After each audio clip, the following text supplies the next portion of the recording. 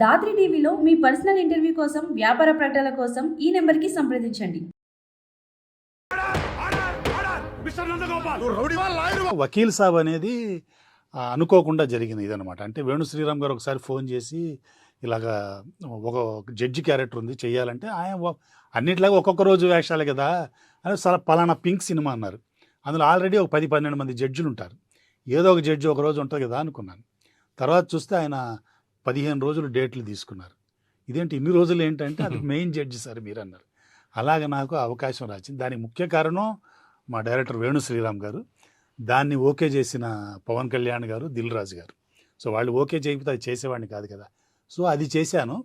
అది నాకు జీవితంలో ఒక మైల్ స్టోన్ అనమాట. అది ఎందుకంటే ఆ 15 రోజులు నాకు పెద్ద ఒక ఇన్స్టిట్యూట్కి వెళ్తున్నట్టే, ఒక ఎడ్యుకేషన్ కోసం ఇన్స్టిట్యూట్కి వెళ్తున్నట్టే. 6 కెమెరాలు పెట్టి ఒకే ఫ్లోర్లో తీశారు సెట్టు, పెద్ద పెద్ద ఆర్టిస్టులు వాళ్ళతంతా పనిచేస్తుంటే ఆ ఎక్స్పీరియన్సే నాకు చాలా పెద్ద నాలెడ్జ్ గెయిన్ చేసింది అనమాట. ఎలా తీశారు 6 కెమెరాలతో ఎట్టా చేశారని. ఆ సినిమాని చూసి నాకు హనుమాన్లో హీరోయిన్ గ్రాండ్ ఫాదర్ వచ్చింది.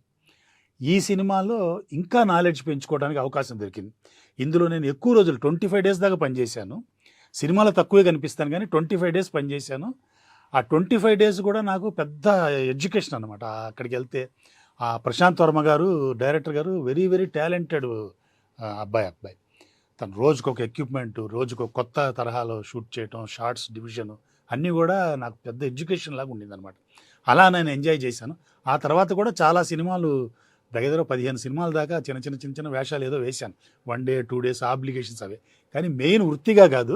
నేను చెప్పాను కదా ఇలాగా ఎక్విప్మెంటు, నా నాలెడ్జ్ అప్డేట్ చేసుకోవటం కోసం, తర్వాత ఏం తీయాలి ఏం తీయకూడదు ఇవి కూడా నేర్చుకోవటం కోసం ఈ సినిమా ఎక్స్పీరియన్సెస్లు బాగా పనికొచ్చినాయి అనమాట నాకు. సార్ మీరు నటుడిగా సెట్స్కి వెళ్ళినా కూడా మీలో కెమెరామెన్ మేల్కొనే ఉన్నాడు.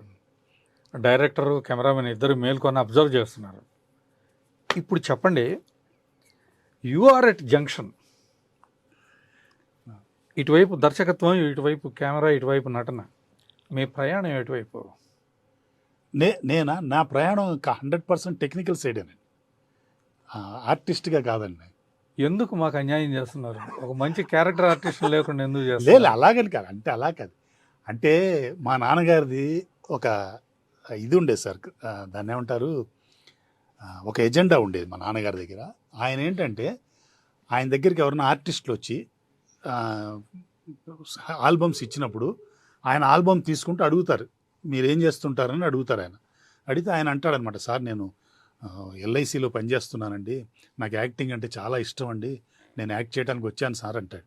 వెంటనే ఆయన ఆల్బమ్ మూసేసి ఆయనకి ఇచ్చేస్తాడు.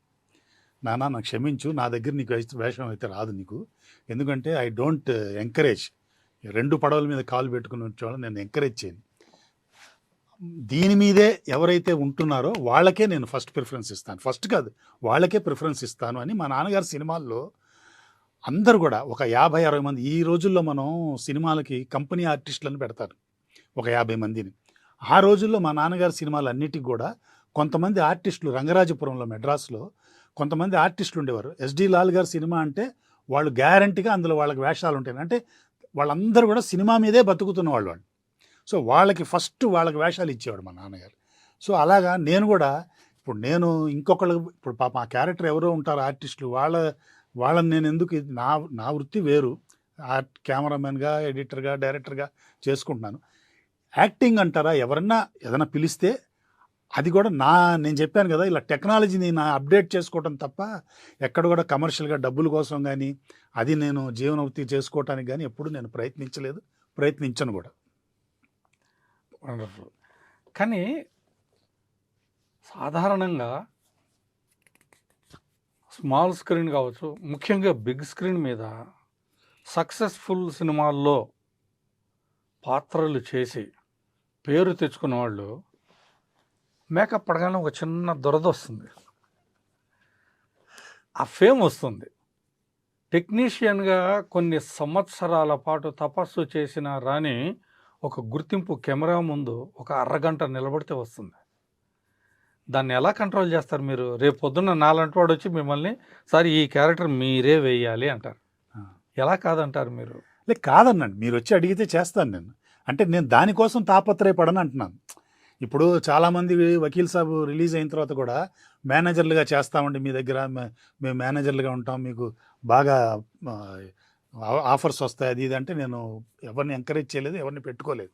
ఎందుకంటే అలాంటి స్థితి కాదమ్మా. ఎవరన్నా వచ్చి అడిగితే ఆబ్లిగేషన్స్, ఒక టెక్నీషియన్ రావచ్చు, మీరు ఒక టెక్నీషియన్ రేపు రావచ్చు, ఒక వేషం ఉంది అనొచ్చు, నేను మీ మీద ఉన్న లవ్తో డెఫినెట్గా చేస్తాను. అంటే గొప్ప ఆర్టిస్ట్ అని కాదు, మీరు నన్ను కోరుకున్నారు కాబట్టి నేను చేయటం, అంతేగాని ఇంకొకరికి పోటీగా అలా కాదు. అలాగని నేను ఎక్కడికి కూడా వెళ్ళి అడగటాలు కానీ, ఎవరిని నేను ఈ వేషం చేయాలని ఇంకొకళ్ళ దగ్గర ఉన్న ఇంకొకళ్ళ ఆపర్చునిటీని లాక్కోవటం కానీ ఇలాంటివి ఉండవు.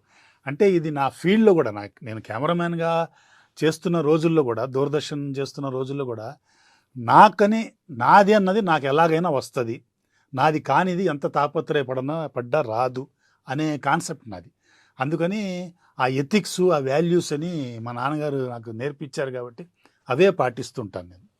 Wonderful sir.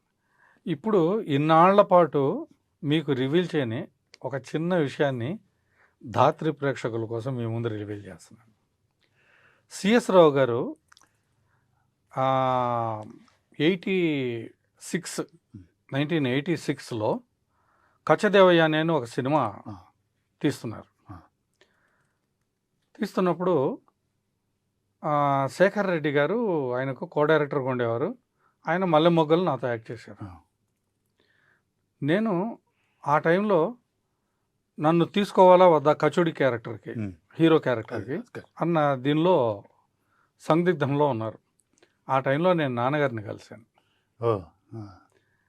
నాకు ఆయన చాలా ఇష్టం. ఎన్టీ రామారావు గారితో, సీనియర్ ఎన్టీ రామారావు గారితో ఆయనకున్నటువంటి అనుబంధం, వాళ్ళ మధ్య ఉన్న బాండ్ అవి నాకు తెలుసు. కాబట్టి రామారావు గారి మీద ఉన్న ఇంట్రెస్ట్తో వెళ్ళి వారిని కలిశాను. సార్ ఇలా సంగతి ఇలా చేయాలనుకుంటున్నాను.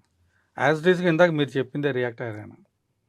ఇలా ఏంటంటే ఇట్లా మధు ఫిల్మ్ ఇన్స్టిట్యూట్ చేశాను సార్, ఫస్ట్ బ్యాచ్ అండి, ఇలా చేద్దాం అనుకుంటున్నా, ఇలా అనుకుంటున్నారు కచ్చదేవయ్యన్లో అని అంటే, వారు సిఎస్ రావు గారికి ఈ అబ్బాయి టాలెంట్ ఉన్నవాడు, చూస్తే తెలుస్తుంది, ముఖంలో వర్చ్ వస్తుంది, మీరు తీసుకోవచ్చు అని చెప్పారు. బా, చాలా కొత్త విషయం, నాకు తెలియదు. ఎస్, ఇప్పటిదాకా చెప్పలేదు నేను. అన్న తర్వాత నాకు ఆ వేషం కన్ఫర్మ్ అయింది హీరోగా. ఆ తర్వాత నాకు యాక్సిడెంట్ అవ్వడం, వేషాలు కొన్ని మిస్ అయిపోవడం అలా జరిగింది. తర్వాత నేను వేరే రంగంలోకి, రచనా రంగంలోకి ఎంటర్ అవ్వడం అది జరిగింది.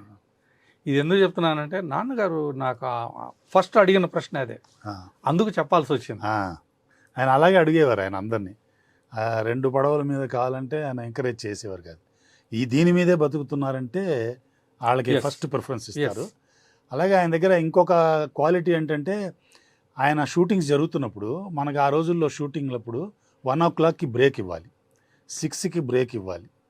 ఆ బ్రేక్ ఇవ్వకపోతే వాళ్ళకి ఏదో టిఫిన్ బత్తాలు అని, లంచ్ బత్తాలు అని చెప్పి లైట్ మెన్లకి ఓ 10 రూపాయలు 15 రూపాయలు ఎక్స్ట్రా వస్తుంది.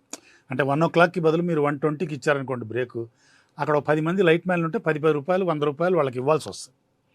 అయితే మా నాన్నగారు వాంటెడ్గా 1:20 దాకా తీయటం, 6కి ప్యాకప్ చెప్పకుండా 6:20 దాకా తీయటం. ఎందుకంటే వాళ్ళకి వస్తాయి కొంత 10 రూపాయలు వాళ్ళకి వస్తాయి కదా అని. సో వాళ్ళందరూ కూడా మా నాన్నగారు షూటింగ్ అంటే చాలా ఇష్టపడేవారు అనమాట. అంటే వాళ్ళకి ఇలా ఎక్స్ట్రా వస్తాయి. కొంతమంది 12:59కి బ్రేక్ అంటాడు, ఆ 10 రూపాయలు వాళ్ళకి ఇవ్వాల్సి వస్తుందని. సో ఇలాంటి గుడ్ క్వాలిటీస్ అన్నీ మా నాన్నగారి దగ్గర చాలా ఉన్నాయి, ఆయన దగ్గర నేర్చుకున్నాను. అదేనండి.